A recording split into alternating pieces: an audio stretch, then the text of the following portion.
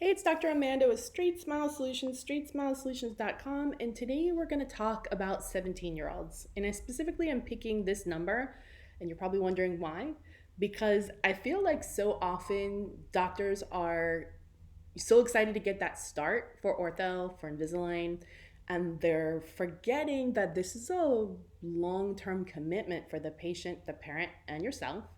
And you really want to make sure that you're in the clear because a lot of times patients and parents aren't thinking about how long it's going to be and or they don't realize that if they go off to college or they move or something that it's potentially going to be significantly more expensive for them to transfer. And although it's in air quotes really not your problem, if they choose to transfer, it kind of is because that's just not cool. Like, you know better than them about how long this case is going to potentially take. It's just an estimate, it might even take longer. And you need to remind the patient and parent that what's going to happen if it's not done for whatever reason could be outside your control. Maybe the patient is compliant, maybe the teeth are just slow. That it could get expensive for them to have to transfer to another provider if the patient goes off to college or moves. So anytime I see a patient who's 16 and a half, 17, first thing I'm gonna ask, even before we even discuss doing ortho, is what's your plans? Are you a junior? Are you a senior? What's your plans? You thinking about possibly going out of state? A lot of times they haven't even discussed it yet. A lot of times the parents and the patient haven't even discussed it yet. So I'm just real transparent saying, hey, I'm just letting you know, sometimes treatment takes up to 2 years. It can even take longer. Or even though we're estimating 1 to 1.5 years, it might take longer.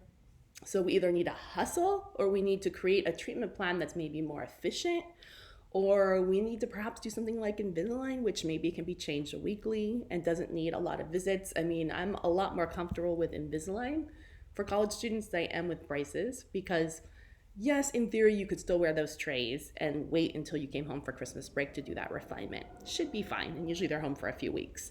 So, I mean, definitely if I was doing Invisalign, you have to strategize, but it's definitely doable, especially with virtual resources.